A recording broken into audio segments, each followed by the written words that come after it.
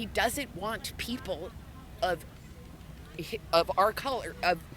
When we talk about systemic, we more of mean like the institutions within America, laws. So. Not at all. No. I wouldn't say not any laws, no laws in place, no like proof in the pudding.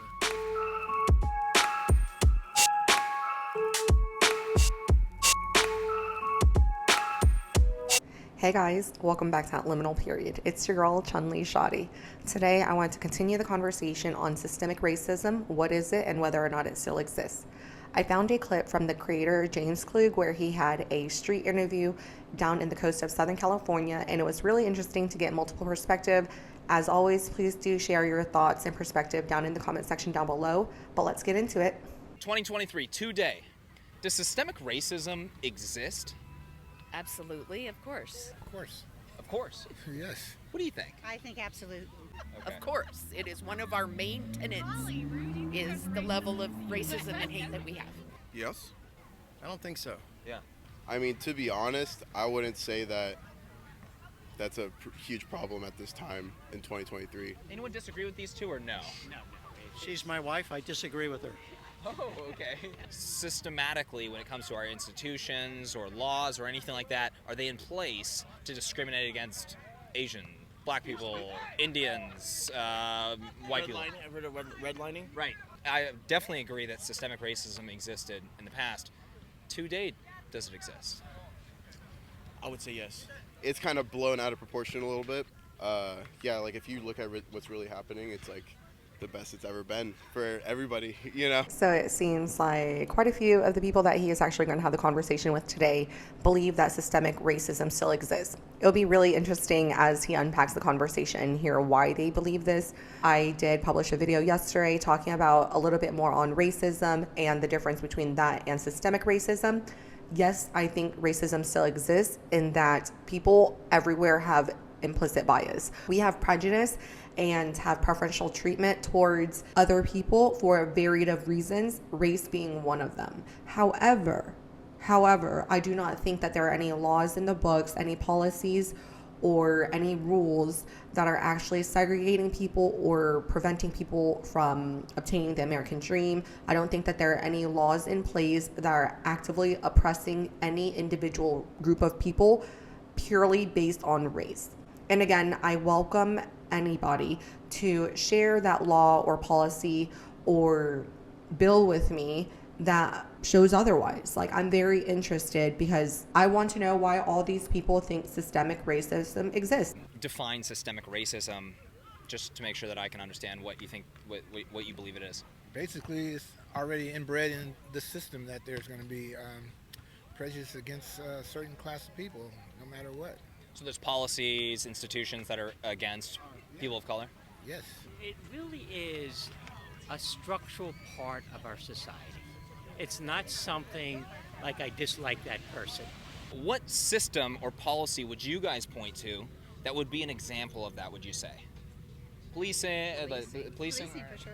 Yeah. Housing. Housing? Stuff I see online where, like, you know, the police and what they be doing, you know. I base it on that only. You base it on that? Yeah. Okay. Why do you think some people are blowing that out of proportion, in your opinion? I mean, there's always a political agenda type of deal with that, but I think it's just kind of, people don't think for themselves, you know, just going along with what everyone else is thinking in the social media and all that. Well, I guess my question would be, what race laws could we look at that we can improve on, do you think? The immigration laws that they're doing in Florida right now is to curb people of color coming in. It's not just the transgender. That's not to curb black people. How? Immigration coming in. You mean Illegal illegal immigration, or are you talking immigration. about legal immigration? Both. He doesn't want people of our color, not of our color. Whose color? Whose color, ma'am? No, that's not true. It's not true in the fact that she wholeheartedly believes this and is standing 10 toes on this. She thinks that Ron DeSantis is preventing black people, brown people from coming to Florida. Instinct. How so do you think housing, do you think? After the war, I guess when World War II, when they came home and basically they made the GI Bill, it wasn't spread out for everybody. today, 2023. Not, we know that it still exists today. what, like redlining or Redlining. redlining was banned in the banned in the 80s, and it's illegal today. That doesn't mean anything. That it's illegal. We can all admit that in the recent past, there was segregation. There were laws in the books that were keeping people divided. There was a Jim Crow era. There was a time period where Black people were prevented from purchasing homes or getting loans from certain banks. And so, yes, all of that did exist. Redlining did exist. However, that is past tense. But again, back to the video that I was making yesterday, and that's why I really want to share the experiences I had throughout the years, is because just because something is illegal doesn't mean that it's still not practiced. However, it still makes it illegal. Okay? If a bank is discriminating you based purely on your race, that is illegal, and you have a very large lawsuit on your hands. And I advise you to go seek legal counseling. Okay, but there aren't any actual laws, and that's the part. People can still dislike you. People can still hate you. People can still disagree with you, but they cannot do things that are illegal towards you without participating in illegal activities. So that means that it would make them a criminal. That's not justified according to American law. That's why I say. And I'm sorry that I'm breaking it down like that, but to me, it's just like, that's what systemic racism is. There is no law. There is no policy. People can hate all they want. I mean, it's illegal, but it doesn't mean anything. People still do it. Those would be criminals. Those people would go to jail. Police immediately comes to mind because that's such an anomaly. You have white police forces that are policing Black communities. Actually, most Black communities have majority Black police forces, including Black police chiefs and Black mayors and such. In many of the What's going on there if that's the case? If that's the case, what's going on there? Many larger, but just remember that some of the problems with policing aren't always racial based. A lot of the problems with policing are institutional based. So that's what I'm saying. Just because there's a Black policeman, it doesn't mean that once he puts on a uniform, he begins to accept a very different outlook toward the people he's policing. Just look at who many of the mayors, police chiefs, district attorneys, leaders are in this country. Yeah. A lot of minorities. Yeah. So I would think if it was systematic racism, those jobs, those people would not be in those positions. Do you guys think if there's a Black police chief, if there's a Black mayor, majority police force is minority, are they still serving the purpose of what? Racism, you think, possibly? Well, I think they're human beings, and I think every human being, even no matter what their job is going to bring their own spin to what they're doing. But legally, they have to obey the law. If it was systematic, then those people would, by virtue of this system, be locked out. And the fact is that there's all kinds of people in those positions, which tells me that it couldn't be. What policy are we referring to more so, would you say, that you're talking about there? Which one is that? I guess we could look it up. Well, any of the, United States immigration policies in general, I think, are discriminatory, because the bulk of the illegal immigration that we have coming in comes in from airplanes, not at the border. So trying to stop stuff at the border and people at the border is just a small part of what the actual issue and the real issue is. And Okay, so I want to hit pause because there's the stats on the screen, but I'm also going to include the link of that statistic in the description box down below, because the bulk of illegal immigrants, not just immigrants, but illegal immigrants, as in people who came in here who either overstayed their visa, who came in here on a tourist visa and never left, people who probably got married illegally, or people who just came over here illegally, like through crossing the border. Okay, they are not, majority of them, coming through the airplane and coming from Europe like she wants to insinuate. We can see that 48% of illegal immigrants, as in nearly half of all illegal immigrants, come from Mexico, according to the United States immigration policy stats. Okay, and once again, that is in the description box. So No.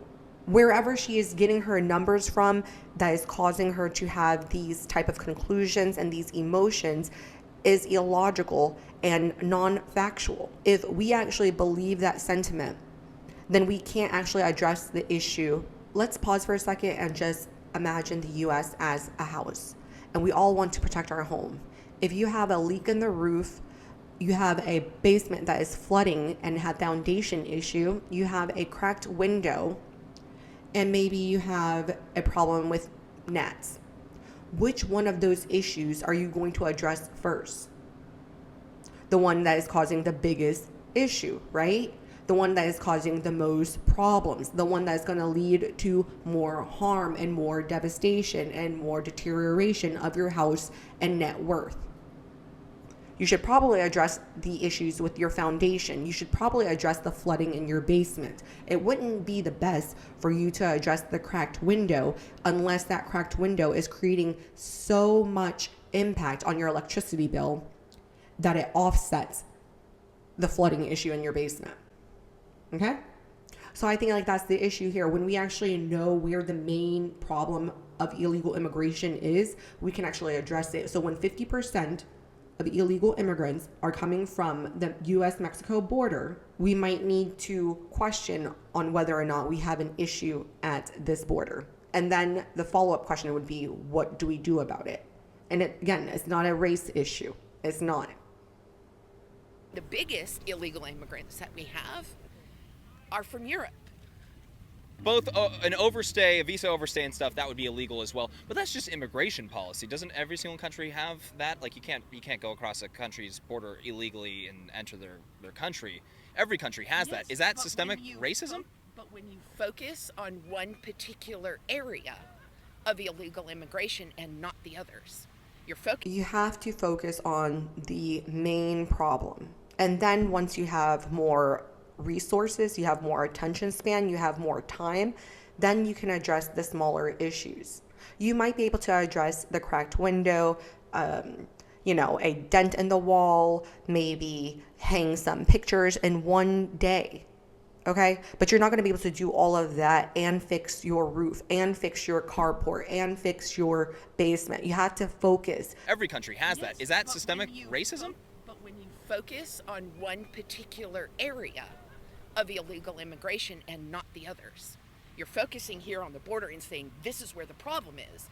But that's not where the problem is. The problem is, well, there's 200,000 people, over 200,000 people coming across the southern border every single month. So, I mean, it is a problem for sure. We've had record number of people trying to Yes. cross the southern border. But a lot of the problem that we're seeing at the border, too, is there's a humanitarian crisis happening, too. And we're having record numbers of fentanyl coming over.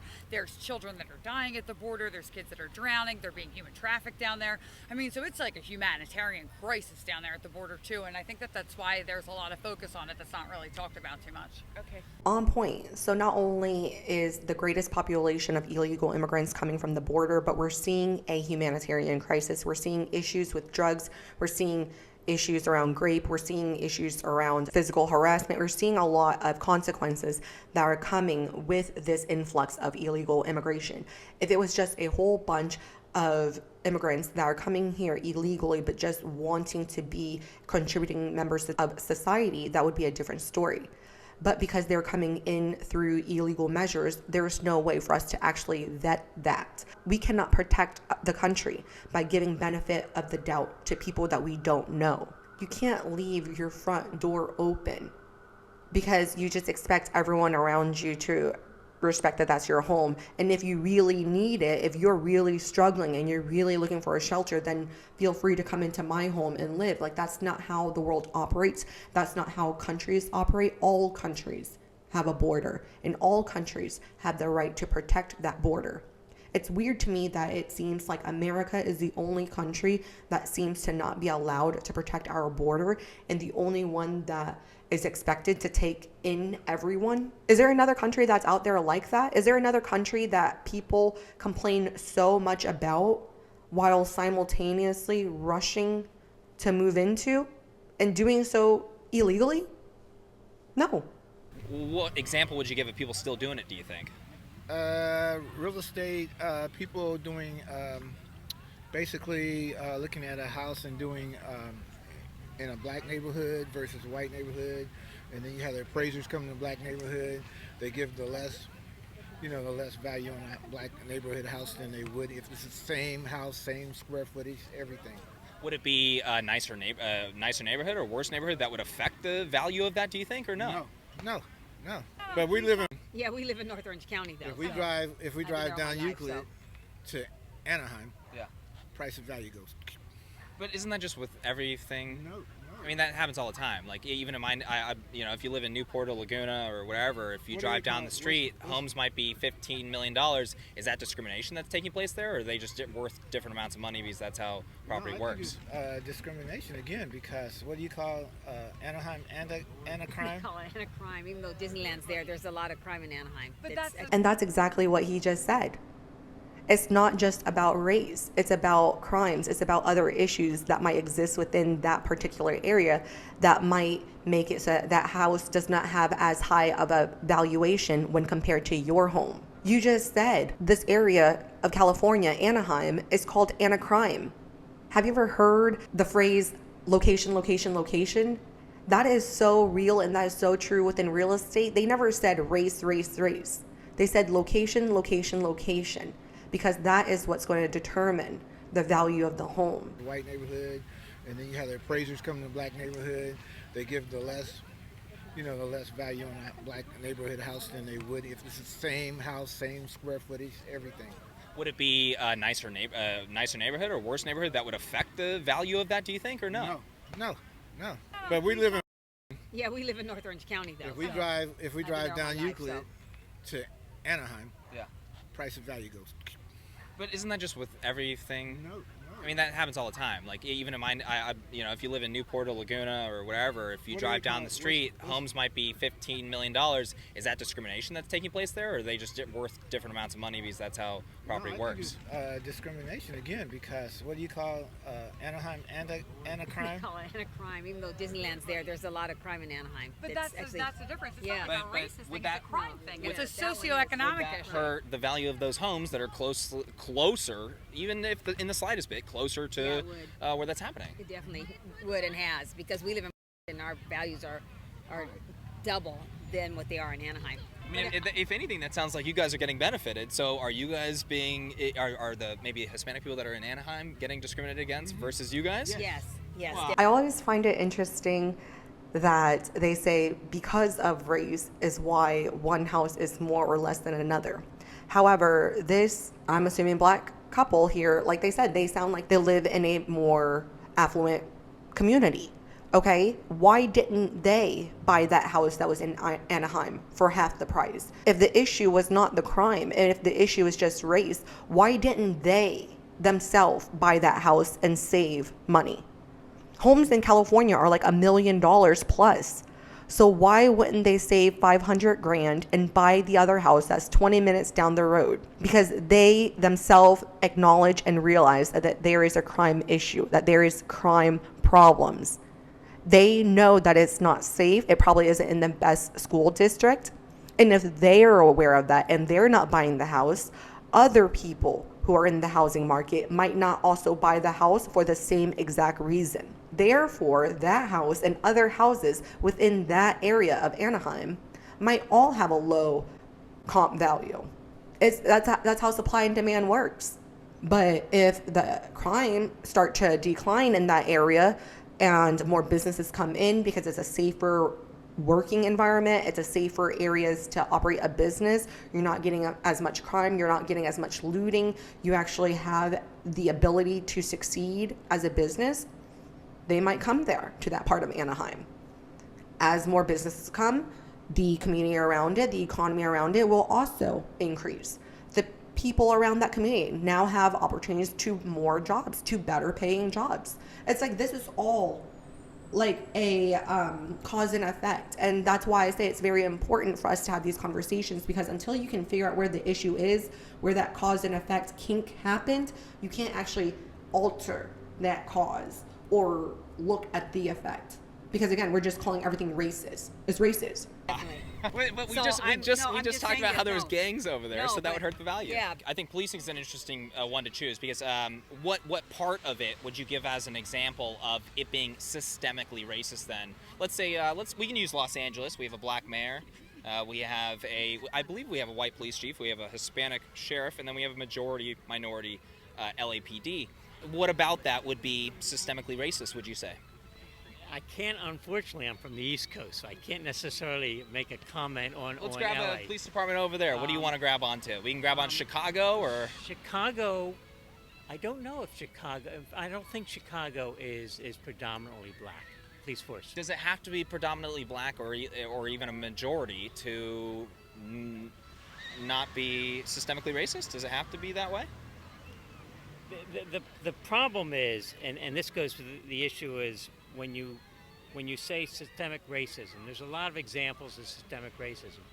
Policing is much more complicated. You not only have systemic racism, but you have a we-they mentality What is which overlays. systemically racist about it? Well, if you are a black policeman or a policeman and you're going to high crime areas, and it's not unusual, a lot of these high crime areas are black areas. So you're going to start to develop certain... He just said if you're a black police officer or if you're a police officer, you're probably going to be going into areas of high crime. And those areas of high crime are typically black. He said that, right? I'm not saying he's right or if he's wrong, but that is his logic. So let's follow it. So you're going to start to develop certain...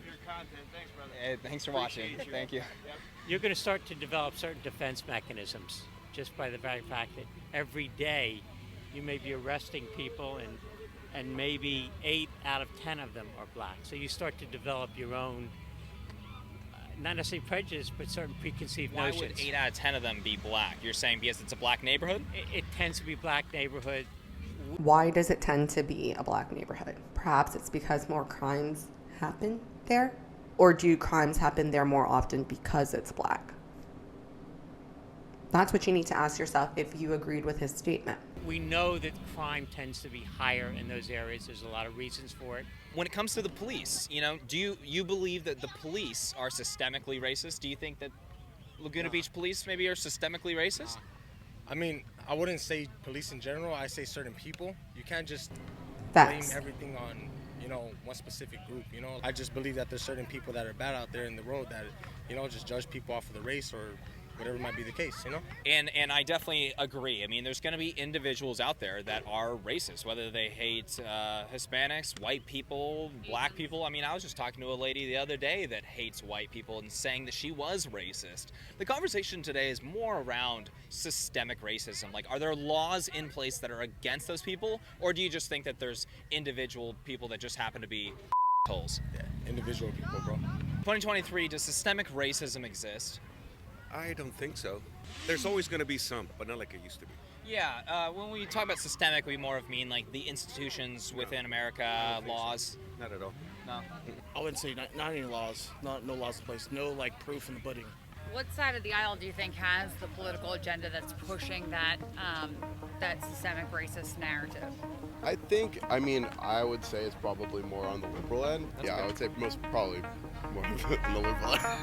I think the more we have conversations around it, the more people can come to the realization that biases exist, implicit bias exists, discrimination exists, people just purely not liking each other. I don't like you because of your attitude. I don't like her because of his, that stank look that she has on her face. There's going to be so many reasons why people don't like you. Okay? But once again, it's all about how you receive that and then how do you respond to that? Like, how are you going to allow that to affect your life? Have you ever been bullied as a kid and your parents just told you that, oh, they're just mad because they ain't you? Or they're just mad because you're pretty? Or they're just mad because you're smart? Well, just take that same mentality as you go into the world nowadays. People are going to dislike you for whatever reason and let them be. And then be the best version of yourself so that it can be undeniable that you are a great person.